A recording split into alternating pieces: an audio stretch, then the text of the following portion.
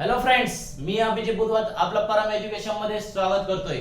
आपण शिकत आहोत इनसाइड द ॲटम. आता आपण लेक्चर नंबर 3 कडे आलोय. लेक्चर नंबर 3 मध्ये आपल्याला काय शिकायचं आहे तर board stable orbit atomic model शिकायचं आहे आणि त्यानंतर आपल्याला प्रोटॉन्स काय आहेत, न्यूट्रॉन्स काय आहेत आणि त्याच्यानंतर आपण इलेक्ट्रॉन्स काय आहेत याचा सुद्धा अभ्यास या लेक्चर मध्ये करणार आहोत. मागील लेक्चर मध्ये आपण काय केलं तर मागील लेक्चर मध्ये आपण या ठिकाणी रुदरफोर्ड न्यूक्लिअर मॉडेल याचा अभ्यास केलाय. ठीक आहे. त्याच्यानंतर ज्यावेळेस आपण लेक्चरच्या एंडला आलो होतो त्यावेळेस आपल्याला एक रुदरफोर्डच्या मॉडेलमध्ये ड्रॉबॅक सापडला होता. कोणता ड्रॉबॅक सापडला होता लक्ष द्या बरं. आपण काय शिकलो होतो तर an establish law of physics म्हणजे an establish law of physics and electrically charge bodies revolving in a circular orbit its energy decreases. ज्या वेळेस इलेक्ट्रिकली चार्ज बॉडी काय होते म्हटलं आपण लॉ ऑफ फिजिक्स नुसार ज्यावेळेस ती सर्क्युलर ऑर्बिट मध्ये फिरते त्यावेळेस तिची एनर्जी लॉस होते. त्यामुळे एनर्जी काय होते म्हटलं डिक्रीज होते. ठीक आहे. एनर्जी डिक्रीज होते आपण सांगितलं होतं. मग रुदरफोर्डचं मॉडेल या लॉ नुसार आपल्याला काय सापडलं होतं अनस्टेबल सापडलं होतं. पण आपण काय सांगितलं इन रियालिटी मध्ये काय होते तर सर्व ऍटम्स काय असतात स्टेबल असतात एक्सेप्ट रेडिओ ऍक्टिव्ह ऍटम्स. मग हा जो ड्रॉबॅक आपल्याला रुदरफोर्डच्या मॉडेल मध्ये सापडला म्हणजे रुदरफोर्डने आपल्याला हे एक्सप्लेन केलं नाही. मग हे एक्सप्लेन कोणी केलं तर हे एक्सप्लेन केलंय नील बोर यांनी आणि कधी केलंय 1913 मध्ये. तर आता आपल्या चॅप्टरच्या नेक्स्ट आपण या लेक्चरची सुरुवात आता करूया.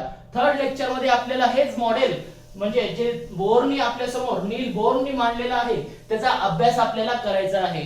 नील बोर हे सायंटिस्ट कोणील होते तर हे डॅनिश सायंटिस्ट होते. आता तुम्ही म्हणा डॅनिश म्हणजे काय तर डॅनिश म्हणजे डेन्मार्क जी कंट्री आहे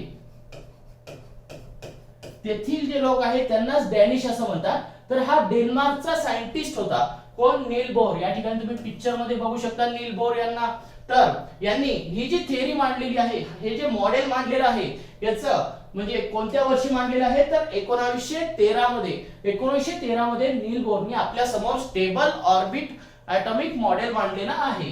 मग या मॉडेल मध्ये त्यांनी काय एक्सप्लेन केलं असेल आपल्याला तर जे ॲटम आहे त्याची स्टॅबिलिटी या ठिकाणी आपल्याला एक्सप्लेन केलेली आहे. कशा प्रकारे ती म्हणजे स्टॅबिलिटी एक्सप्लेन केली आहे तर नील बोर यांनी आपल्या समोर काय सांगितलं आपल्याला तर जो न्यूक्लियस आहे तो कसा आहे सेंटरला आहे. ठीक आहे. न्यूक्लियस सेंटरला आहे आणि त्याच्या भोवती काही ऑर्बिट्स आहेत आणि त्या ऑर्बिट्सचा नंबर सुद्धा आपल्याला त्यांनी दिलेला होता. त्यांनी काय सांगितलं आपल्याला की न्यूक्लियस आहे तो कसा आहे पॉझिटिव्हली चार्ज आहे आणि तो कुठे आहे तो सेंटरला आहे आणि त्याच्या सभोवताली काय आहेत इलेक्ट्रॉन्स रिव्हॉल्व होत आहेत आणि ते कसे रिव्हॉल्व होत आहेत तर KLMN अशा ऑर्बिट मध्ये ते काय होत आहेत रिव्हॉल्व होत आहेत. तर त्या ठिकाणी आपण लिहू काय KLM आणि N अशा ऑर्बिट मध्ये आपल्याला काय सांगितलं त्यांनी रिव्हॉल्व होत आहेत इलेक्ट्रॉन्स. मग याच्यानुसार त्यांनी जे शेल आहेत ते सुद्धा दिले म्हणजे K हा कोणता शेल असेल हा K हा फर्स्ट शेल असेल म्हणजे 1 L कोणता shell second M third shell आणि N फोर्थ शेल असे 4 शेल त्यांनी घेतले आणि प्रत्येक शेल म्हणजे जो पहिला शेल आहे त्याला K म्हटलंय सेकंड शेल त्याला L म्हटलंय तिसरा शेल जो आहे त्याला M म्हटलंय आणि फोर्थ जो शेल आहे त्याला N म्हटलंय. नंबर ऑफ शेल्स त्याच्यानुसार KLMN या ठिकाणी त्यांनी अरेंजमेंट केलेली आहे. त्यामुळे तुम्ही लक्षात ठेवा ज्यावेळेस तुम्हाला नील बोर यांची ज्यावेळेस आपल्याला म्हणजे मॉडेलची डायग्राम विचारली त्यावेळेस तुम्ही ही डायग्राम तुमच्या प्रश्नामध्ये काढू शकता. ठीक आहे. लक्षात आलंय. आपण ही डायग्राम बघितली याच्यामध्ये आपण शेल सांगितले. मग या डायग्राम वरून त्यांनी आपल्या समोर म्हणजे नील बोर यांनी आपल्या समोर जे काही मुद्दे या ठिकाणी मांडलेले आहेत. कोणते मुद्दे मांडले आहेत तर पहिला बघा काय सांगितलंय the electrons revolving around the atomic nucleus. हा जो न्यूक्लियस आहे याच्या भोवती जे इलेक्ट्रॉन्स रिव्हॉल्व होत आहेत lie in the concentric circular orbit at certain distance from the nucleus.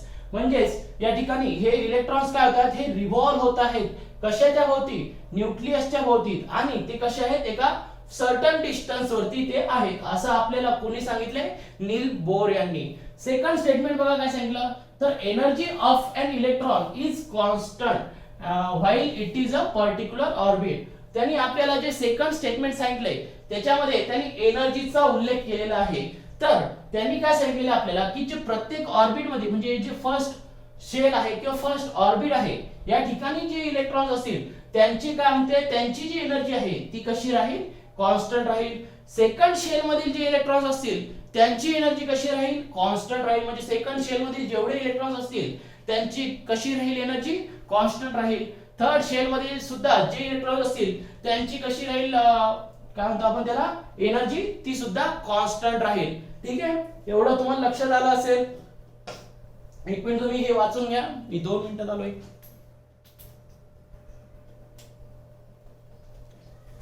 ठीक आहे, आपण एनर्जी विषयी सेकंड पॉइंट डिस्कस केला. थर्ड पॉइंट बघा काय, थर्ड पॉइंट मध्ये सांगितलं की when an electron jumps from an inner orbit to an outer orbit. म्हणजेच इनर ऑर्बिट मधून इलेक्ट्रॉन आउटर ऑर्बिट मध्ये काय करतोय, जंप करतोय.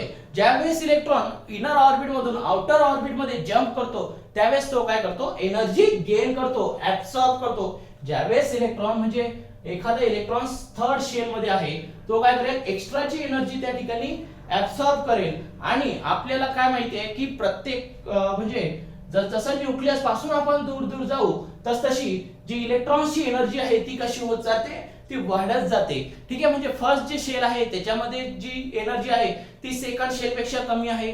थर्ड शेल आहे त्याच्यामध्ये सेकंड शेल पेक्षा एनर्जी कशी राहील, जास्त राहील. आणि फोर्थ शेल जे आहे त्याच्यामध्ये थर्ड शेल पेक्षा सुद्धा एनर्जी कशी राहील, जास्त राहील. मग त्याच्यावरूनच आपल्याला नील बोर यांनी जे थर्ड स्टेटमेंट सांगितलंय, काय सांगितलंय, when an electron jump from an inner orbit to an outer orbit it absorb energy equal to the difference of the energy level.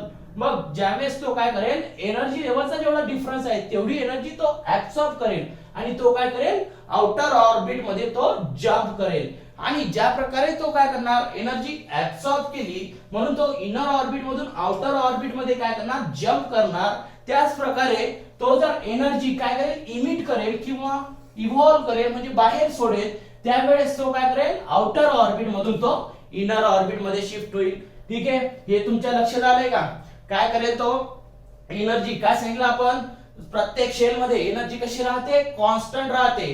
पण जर इनर ऑर्बिट मधील जो इलेक्ट्रॉन आहे तो काय करेल, एनर्जी जर त्यांनी ऍब्सॉर्ब केली तर तो काय करेल, आउटर ऑर्बिट मध्ये तो काय शिफ्ट होईल. त्याच्यानंतर जर त्यांनी काय केलं, आउटर ऑर्बिट मध्ये इलेक्ट्रॉन आहे तो काय करेल, एनर्जी जर त्यांनी म्हणजे इमिट केली तर तो काय करेल, इनर ऑर्बिट मध्ये जंप करेल. एवढा तो पॉइंट तुमच्या लक्षात आलेला असेल. आणि ही जी एनर्जी आहे हा डिफरन्स एवढा असेल, तर एनर्जी लेवलच्या डिफरन्स एवढी तो एनर्जी जर गेन किंवा लूज करत असेल त्याच्यानुसार तो काय करेल, एकतर आउटर ऑर्बिट मध्ये जाईल किंवा इनर ऑर्बिट मध्ये येईल. कशाच्या याच्यावरती, तर difference of its energy level.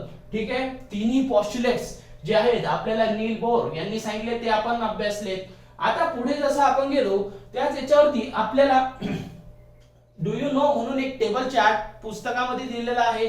ठीक आहे, या टेबल मध्ये काय लिहिलेलं आहे बघा बरं. व्हेन द टेबल सॉल्ट म्हणजे आपलं जे खाण्याचं मीठ आहे सोडियम क्लोराइड, काय आपण सोडियम क्लोराइडचा फॉर्म्युला NaCl. ठीक आहे, NaCl टेबल सॉल्ट. हा, हे जे टेबल सॉल्ट आहे याला आपण जर आपला LPG गॅस आहे म्हणजे आपल्या घरची जी शेगडी आहे त्याच्यावरती जर आपण टेबल सॉल्ट म्हणजे मीठ जर टाकलं तर आपल्याला येलो फ्लेम दिसते. ठीक आहे, एवढा पॉइंट आपल्या लक्षात आला असेल की जर आपण त्या ठिकाणी टेबल सॉल्ट जर आपण कशावरती, LPG गॅस किंवा स्टोव्ह वरती आपण काय केलं, फ्लेम वरती टाकला तर त्या ठिकाणी आपल्याला येलो स्पार्क भेटलेला आहे. त्याच्यानंतर सोडियम मेटल आपण वॉटर मध्ये टाकलेला आहे, तर वॉटर मध्ये टाकलं तर त्या ठिकाणी आपल्याला काय भेटतंय, येलो फ्लेम भेटतंय. ठीक आहे, या ठिकाणी सुद्धा येलो आलेला आहे. पुढे काय सांगितलं, on road sodium vapour lamp म्हणजे रोड वरती जे आपले सोडियम वेपर लॅम्प असतात ते काय करतात, आपल्याला येलो कलरचा लाईट देत आहेत. ठीक आहे, कोणत्या कलरचा लाईट देतात ते आपल्याला येलो कलरचा लाईट देत आहेत. ठीक आहे, 3 आपण एक्झाम्पल बघितले. पहिल्यामध्ये आपण LPG वरती काय टाकलं, आपला जो गॅस आहे त्याच्यावरती आपण टेबल सॉल्ट टाकून पाहिला, सोडियम क्लोराइड टाकून पाहिला, येलो फ्लेम भेटली आहे. त्याच्यानंतर सेकंड मध्ये आपण पाण्यामध्ये टाकलेलं आहे आणि त्या ठिकाणी आपल्याला कोणती फ्लेम भेटलेली आहे, त्या ठिकाणी सुद्धा आपल्याला येलो फ्लेम भेटलेली आहे. थर्ड जे स्टेटमेंट आहे त्याच्यामध्ये सुद्धा आपण रोडवरील जे आपले लॅम्प आहे ते सोडियम वेपर लॅम्प, त्या ठिकाणी सुद्धा आपल्याला येलो कलरचा लाईट भेटतोय. तिन्ही स्टेटमेंट मध्ये जर तुम्ही लक्ष दिलं तर आपल्याला कोणता शब्द कॉमन दिसतोय? येलो. ठीक आहे, येलो कलर आपण रेड मध्ये लिहिला, याला येलोला आपण येलो मध्येच लिहू. ठीक आहे, येलो कलर आहे. बघ येलो कलर मध्ये आपल्याला तिन्ही गोष्टी भेटतायत. मग याचा कशावरून आपण सांगू शकतो की येलो कलर हा आपल्याला तिन्ही ठिकाणी भेटलेला आहे? तर बघा पुढे त्याचा एक्झाम्पल दिलाय की द म्हणजे एक्झाम्पल नाही, आपण एक्सप्लेनेशन म्हणू. तर पुढे त्याचा एक्सप्लेनेशन दिलेला आहे. काय सांगितलंय बघा, तर the electron of sodium absorb energy.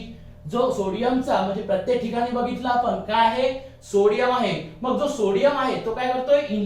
जो इलेक्ट्रॉन आहे सोडियमचा तो काय करतोय? एनर्जी ऍब्सॉर्ब करतोय आणि तो काय करतो? आउटर मोस्ट शेल मध्ये शिफ्ट होतो. जसा तो एनर्जी ऍब्सॉर्ब करते सोडियमचा इलेक्ट्रॉन, तो आउटर मोस्ट शेल मध्ये शिफ्ट होतो आणि जसा तो आउटर मोस्ट शेल मध्ये जातो त्या ठिकाणी तो काय करतो? एनर्जी इमिट करतो. म्हणजे ती एनर्जी जो त्याने ऍब्सॉर्ब केली तो काय करणार? तो सोडून देणार, बाहेर टाकणार. आणि जशी ती त्याने इमिट केली त्यानुसार तो परत काय करणार? इनर शेल मध्ये येणार. मग हा जो एनर्जी डिफरन्स आहे म्हणजे एनर्जी गेन करायचा आणि एनर्जी जो लूज करतोय, हा जो एनर्जी डिफरन्स आहे, हा डिफरन्स कसा आहे? तर हा फिक्स्ड आहे. ठीक आहे, दोन्ही शेल जे सोडियमचे आहेत त्यांच्यामधील जो एनर्जी डिफरन्स आहे तो कसा आहे?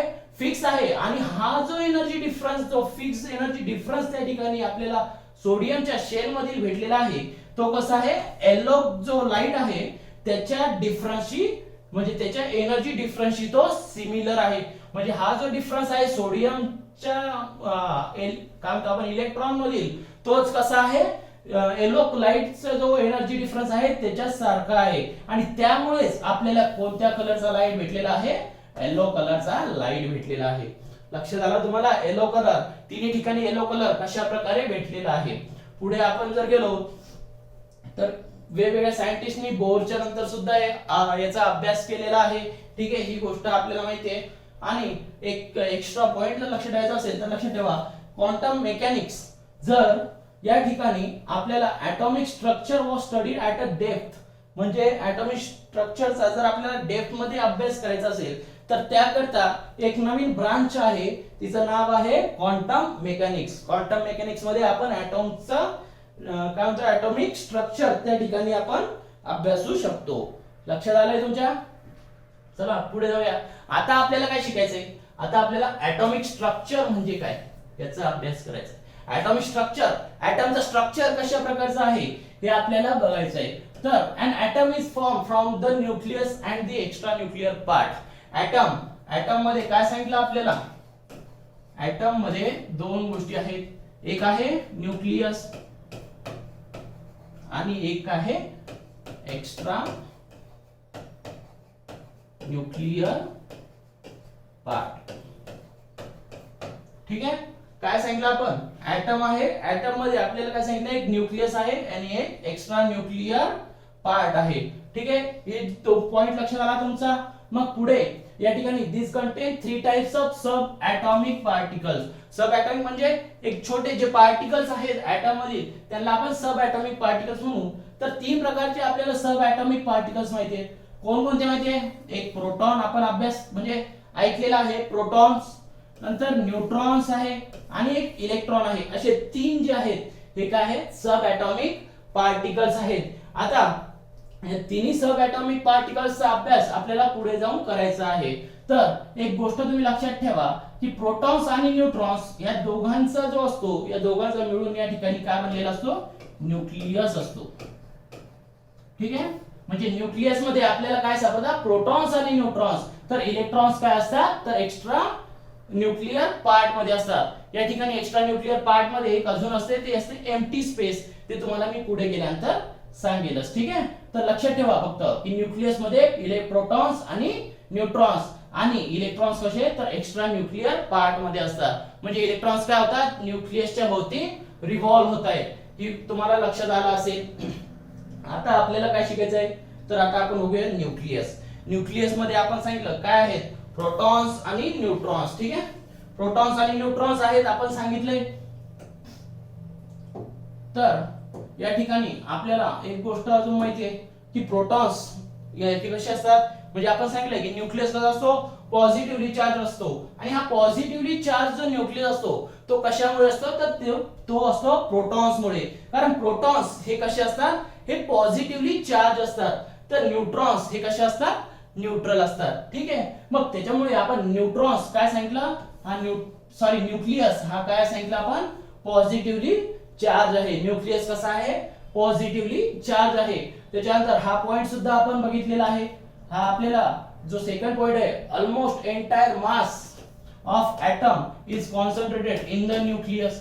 सर्व जे मास आहे ते कुठे कॉन्सन्ट्रेट झालेले सांगितलेलं आपल्याला, न्यूक्लियस मध्ये. हा पॉइंट कोणी सांगितलेला आपल्याला, रुदरफोर्डनी सांगितलेला आहे की पूर्ण जे मास आहे एटमचं हे कुठे कॉन्सन्ट्रेट झालेलं आहे, हे न्यूक्लियस मध्ये कॉन्सन्ट्रेट झालेलं आहे. म्हणजे त्याच्यावरून आपण एटमचं मास सुद्धा सांगू शकतो की प्रोटॉन्स प्लस न्यूट्रॉन्स म्हणजेच काय होईल, एटमचा मास होईल. कारण न्यूक्लियस मध्ये आपण काय सांगितलं, प्रोटॉन्स आणि न्यूट्रॉन्स आहेत. नंतर contains two types of subatomic particles together called nucleons. ठीक आहे. तर या ठिकाणी न्यूक्लियॉन्स म्हणजे आपण काय सांगितलं, protons plus neutrons. Protons plus neutrons हे दोघांना आपण एकत्रित काय म्हणतो, तर एकत्रित त्यांना आपण न्यूक्लियॉन्स असं म्हणतो. एवढं क्लिअर झालं असेल तुम्हाला. न्यूक्लियस म्हणजे काय, तर न्यूक्लियस कसे असतात, पॉझिटिव्हली चार्ज असतात. त्याच्यानंतर आपण काय सांगितलं, मास कुठे कॉन्सन्ट्रेट असतंय एटमचं, तर ते न्यूक्लियस मध्येच कॉन्सन्ट्रेट असतंय. त्याच्यानंतर न्यूक्लियस मध्ये आपण काय सांगितलं, प्रोटॉन्स आणि न्यूट्रॉन्स असतात. आणि या प्रोटॉन्स आणि न्यूट्रॉन्स यांच्या एकत्रित काय म्हणतो आपण, त्याला आपण न्यूक्लियॉन्स असं म्हणतो. क्लिअर झाला असेल तुमचा पॉइंट. आता पुढे आलो आपण, तर आपल्याला प्रोटॉन शिकायचा आहे. प्रोटॉनचा अभ्यास आपण आता डिटेल मध्ये करणार आहोत. तर आपण काय सांगितलं, प्रोटॉन्स कसे असतात, पॉझिटिव्हली चार्ज असतात.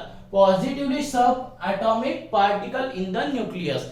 आपण प्रोटॉनची जागा कुठे सांगितली, प्रोटॉनची जागा आपण न्यूक्लियस मध्ये आहे असं सांगितली. आणि प्रोटॉन्स कसे असतात आपण सांगितलं, तर प्रोटॉन्स हे पॉझिटिव्हली चार्ज असतात. ठीक आहे. The positive charge on the nucleus is due to the proton in it. ठीक आहे. न्यूक्लियस आपण कसा सांगितलं, पॉझिटिव्हली चार्ज असतो. ठीक आहे. न्यूक्लियस कसा असतो, पॉझिटिव्हली चार्ज असतो. म्हणजे न्यूक्लियस वरती जो पॉझिटिव्ह चार्ज आहे तो कोणामुळे आहे, तो प्रोटॉन्स मुळे आहे. आणि त्या ठिकाणी आपण न्यूक्लियस मध्ये काय सांगितलं, प्रोटॉन आणि न्यूट्रॉन असतात. तर न्यूट्रॉन काय असतात, मग न्यूट्रल असतील. आणि प्रोटॉन्स कसे पॉझिटिव्ह चार्ज असतात.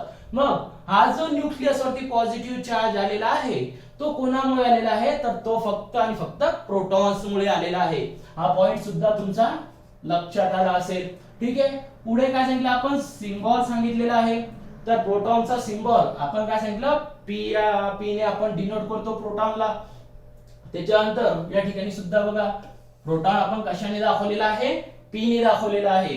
त्याच्यानंतर एक पॉझिटिव्ह चार्ज आपण सांगितलं की प्रोटॉन्स वरती चार्ज असतो आणि हा कसा असतो, पॉझिटिव्ह चार्ज असतो. मग each proton carries a positive charge of 1e. आता ई म्हणजे काय, तर 1e हा एवढा पॉझिटिव्ह चार्ज प्रत्येक प्रोटॉन कॅरी करत असतो. तर 1e म्हणजेच काय, इलेक्ट्रोस्टॅटिक चार्ज. आता तुम्ही फिजिक्स मध्ये शिकलेला असाल. ठीक आहे. फिजिक्स मध्ये आपण काय शिकलो, ई शिकलेलो म्हणजे चार्ज शिकलेलो आहे. तर चार्ज आपण कशामध्ये मोजतो, मग चार्ज हा कुलम मध्ये मोजतो.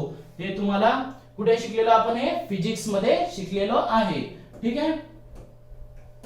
मग आपल्याला 1e म्हणजे 1 इलेक्ट्रोस्टॅटिक चार्ज हा किती आहे सांगितलं आपण, तर 1.6 into 10 raised to power minus 19 Coulomb. 1.6 into 10 raised to power minus 19 Coulomb म्हणजेच काय, 1 इलेक्ट्रोस्टॅटिक चार्ज. ठीक आहे. आणि हा 1 इलेक्ट्रोस्टॅटिक चार्ज हा काय करतोय, तर प्रत्येक जो प्रोटॉन आहे तो काय करतो, कॅरी करतो, स्वतःसोबत ठेवतो. ठीक आहे.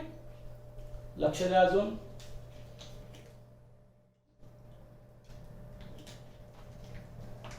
तर आपल्याला एवढी गोष्ट लक्षात आली. पुढे हा पॉइंट सुद्धा तुम्हाला खूप महत्त्वाचा आहे. काय लिहिलेलं आहे बघा, when total positive charge on the nucleus is expressed in unit E. ज्यावेळेस म्हणजे टोटल पॉझिटिव्ह चार्ज न्यूक्लियस वरती हा ई मध्ये जर एक्सप्रेस करत असेल, it's magnitude is equal to the number of proton in the nucleus. तर त्याची जी मॅग्निट्यूड आहे ती कशी राहील, नंबर ऑफ प्रोटॉन्स जे न्यूक्लियस मध्ये असतात त्यांच्या सारखाच असेल. म्हणजे ज्यावेळेस आपण न्यूक्लियसचा पॉझिटिव्ह चार्ज ई ने जर एक्सप्रेस करत असेल त्यावेळेस आपण त्याची मॅग्निट्यूड कशी आहे सांगू शकतो, तर ते number of protons in the nucleus एवढी आहे असं आपण सांगू शकतो. तो पॉइंट सुद्धा तुमचा क्लिअर झाला असेल. खूप महत्त्वाचा पॉइंट आहे तो. त्याच्यानंतर जो आपला पाचवा पॉइंट आहे काय आहे, the number of protons in the nucleus of an atom is the atomic number of that element. म्हणजेच नंबर ऑफ प्रोटॉन्स म्हणजेच काय आपण सांगितलं, number of atomic number. Atomic number म्हणजेच काय, तर number of protons. Number of protons is equals to atomic number. हे सुद्धा तुम्हाला लक्षात ठेवावं लागेल. नंतर ॲटॉमिक नंबर मग आपण कशाने डिनोट करतो, तर झेड ने डिनोट करतो. ॲटॉमिक नंबर आपण झेड ने डिनोट करतो. म्हणजे atomic number is equals to number of protons. आणि ॲटॉमिक नंबर जर आपण झेड ने डिनोट करतोय तर नंबर ऑफ प्रोटॉन्स सुद्धा आपण कशाने डिनोट करू शकतो, झेड ने डिनोट करू शकतो. एवढं तुम्हाला लक्षात आलं असेल. ठीक आहे. पुढे मास ऑफ वन प्रोटॉन आपल्याला काढायचं आहे. तर एक प्रोटॉनचं जे मास आहे, mass of one proton is approximately 1. या ठिकाणी तुम्हाला यू दिसत असेल तर हा यू नसून याला आपण काय म्हणतो, याला आपण डाल्टन असं म्हणतो. ठीक आहे. हा जो यू आहे याला डाल्टन असं आपण म्हणत असतो. म्हणजेच mass of one proton is approximately 1 Dalton. 1 Dalton म्हणजे किती आहे, तर 1.66 into 10 raised to power -27 gram. 1.66 into 10 raised to power -27 ग्राम म्हणजेच काय आहे, तर 1 डाल्टन आहे. आणि 1 डाल्टन आपण काय करतो, तर मास ऑफ 1 प्रोटॉन आहे. ठीक आहे.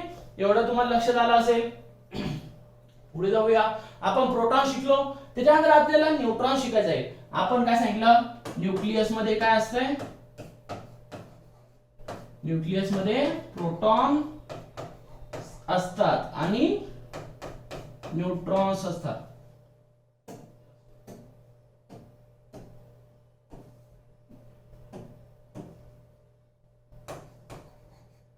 प्रोटॉन्स असतात आणि न्यूट्रॉन्स असतात. ठीक आहे. प्रोटॉन्सचा अभ्यास आपण केलाय. आता आपल्याला न्यूट्रॉन्स काय आहेत बघायचंय.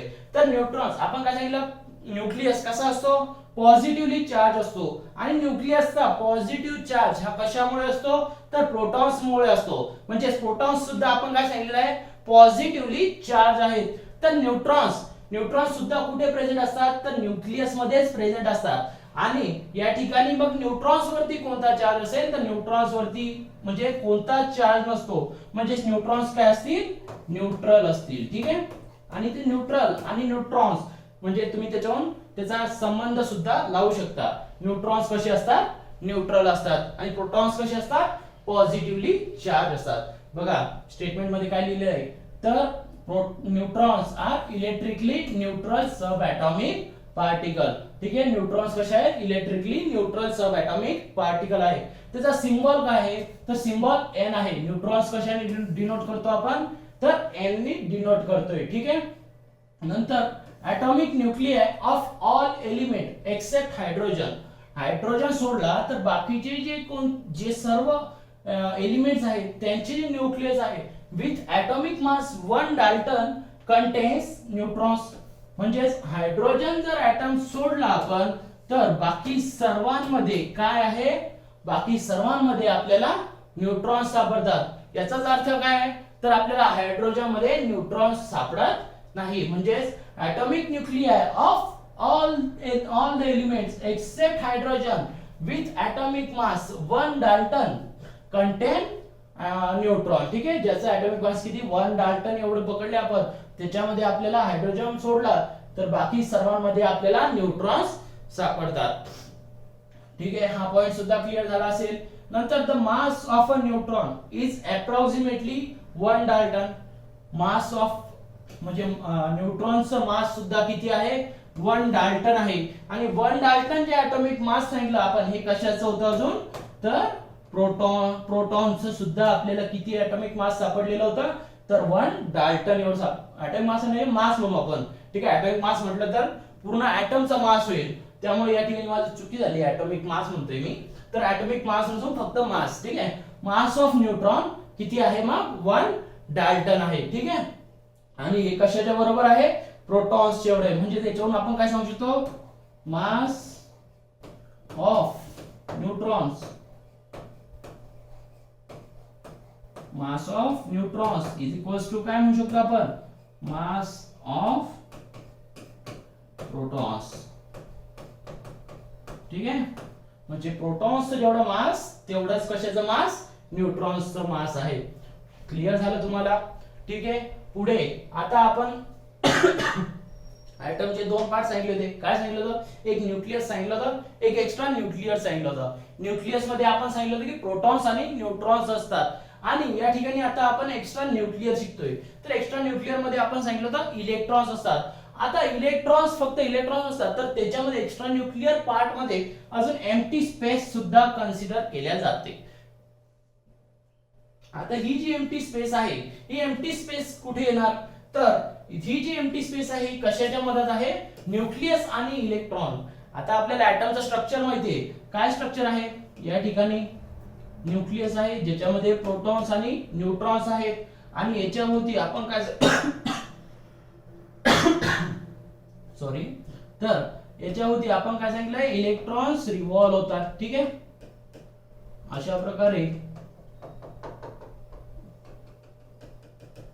आपण स्ट्रक्चर काढलेलं आहे. इथे काय होतात, इलेक्ट्रॉन्स रिव्हॉल्व होत आहेत. ठीक आहे, मग या ठिकाणी यांच्यामध्ये जी स्पेस असते तिला आपण काय म्हटलेलं आहे, ती कोणती स्पेस आहे, ती एम्प्टी स्पेस आहे. आणि हा एम्प्टी स्पेसचं सुद्धा आपल्या डिस्क्रिप्शन कोणी दिलेलं आहे, रुदरफोर्डने दिलेलं आहे. कशा प्रकारे, रुदरफोर्डने जो एक्सपेरिमेंट केला होता त्याच्यामध्ये जे रेज म्हणू किंवा अल्फा पार्टिकल्स जे काय झाले होते, डायरेक्ट पास झाले होते, स्ट्रेट गेले होते, त्या ठिकाणी त्यांना मग रुदरफोर्डने आपल्याला काय सांगितलं, त्याला काही ऑब्स्टॅकल मदत लागलेलं नाही, म्हणजे त्या ठिकाणी काय आहे, एम्प्टी स्पेस आहे. ठीक आहे, आणि हा तोच एम्प्टी स्पेस या ठिकाणी प्रेझेंट आहे, आणि तोच जो एम्प्टी स्पेस आहे तो कशाचा पार्ट आहे, तर तो एक्स्ट्रा न्यूक्लियर पार्ट आहे. ठीक आहे, एवढं तुम्हाला लक्षात आलं असेल. तर एक्स्ट्रा न्यूक्लियर पार्ट मध्ये काय काय येते मग, तर एक येते म्हणजे इलेक्ट्रॉन्स, आणि या ठिकाणी आपण काय म्हणतो याला, एम्प्टी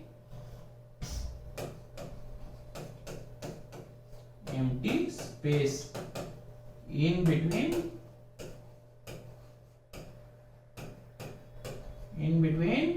nucleus and electron. ठीक आहे, न्यूक्लियस आणि इलेक्ट्रॉन यांच्यामधील जो एम्प्टी स्पेस आहे तो या दोघांचा मिळून काय बनलेला आहे, एक्स्ट्रा न्यूक्लियर पार्ट आहे. नंतर आपण सांगू शकतो की न्यूक्लियस मध्ये अजून सुद्धा घटक आहेत ज्यांचा अभ्यास आपल्याला नाही आहे, जवळपास ते 30 ते 35 च्या मधात असतील. तेवढा त्यांचे म्हणजे इलेक्ट्रॉन्स आणि हे बाकीचं सर्व सोडून त्याच्यामध्ये अजून 35 सुद्धा सब ॲटॉमिक पार्टिकल्स आपल्याला दिसून येतात. ठीक आहे, पण ते आपल्या अभ्यासामध्ये नाही, फक्त आपल्याला 3 अभ्यासामध्ये आहे, प्रोटॉन्स, न्यूट्रॉन्स आणि इलेक्ट्रॉन्स, त्यांचाच अभ्यास आपण या ठिकाणी करत आहोत. ठीक आहे, लक्षात आलं तुम्हाला. आता आपण इलेक्ट्रॉन जो काय सांगितलं आपण, एक्स्ट्रा न्यूक्लियर पार्ट आहे, त्याचा अभ्यास करणार आहोत. तर इलेक्ट्रॉन्स कसे आहेत, निगेटिव्हली चार्ज आहेत.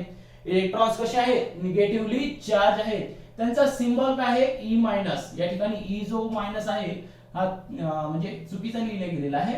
मायनसचं साइन हे कसं असतंय, वरती असते, रेस टू पॉवर मध्ये त्या ठिकाणी आपल्याला मायनसचं साइन भेटते. ठीक आहे, मिसप्रिंटिंग झाली त्या ठिकाणी. तर ई मायनस अशा प्रकारे काय आहे, सिंबल आपण इलेक्ट्रॉनचा डिनोट करतोय.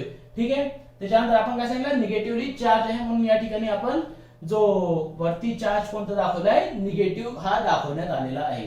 पुढे each electron carries 1 unit of negative charge. आपण सांगितलं निगेटिव्ह चार्ज आहे इलेक्ट्रॉन वरती, आणि तो किती आहे, तर 1 युनिट आहे. त्याला आपण कसं दाखवू शकतो, 1e म्हणजे -1e. ठीक आहे, एवढं तुम्हाला अजून लक्षात आलं असेल.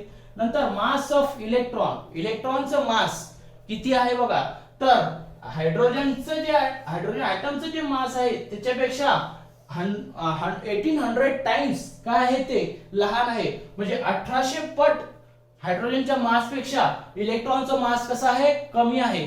मग हायड्रोजनचं मासच आपण सांगितलं की 1 डाल्टन एवढं आहे, म्हणजे ते किती आहे, ते खूप कमी आहे. तर त्याच्यापेक्षा सुद्धा 1800 पट जर कमी म्हटलं तर मास ऑफ इलेक्ट्रॉन काय येईल, मग निग्लिजिबल येईल, म्हणजे ते मोजण्या इतकंच राहणार नाही.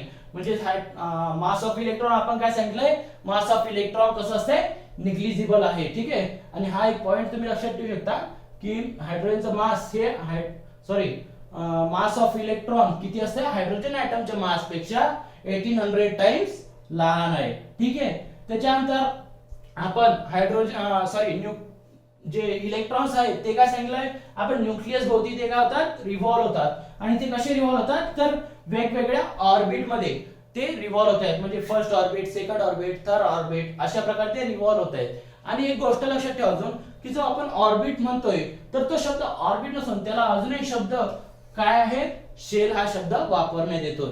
ठीक आहे. म्हणजे ऑर्बिट इज इक्वल्स टू काय म्हणू शकतो आपण, शेल.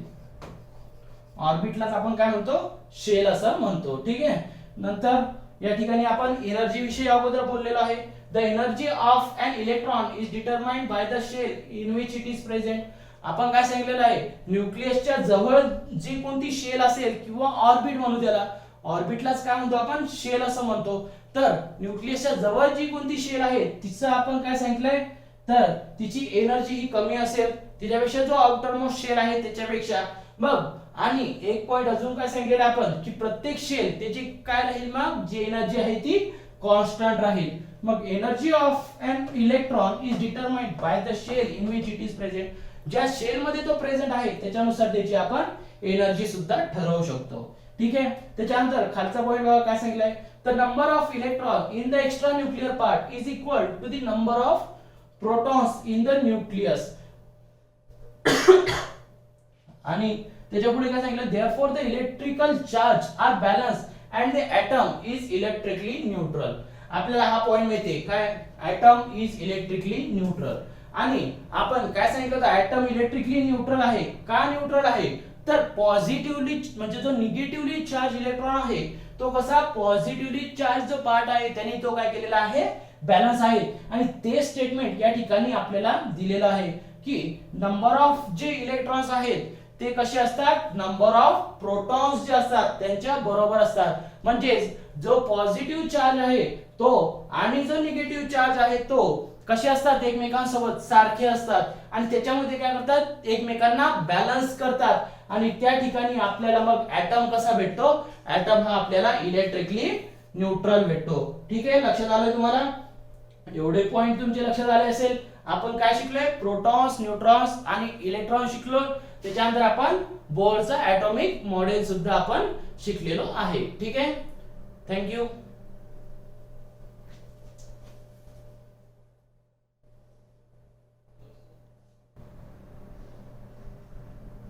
बंद करून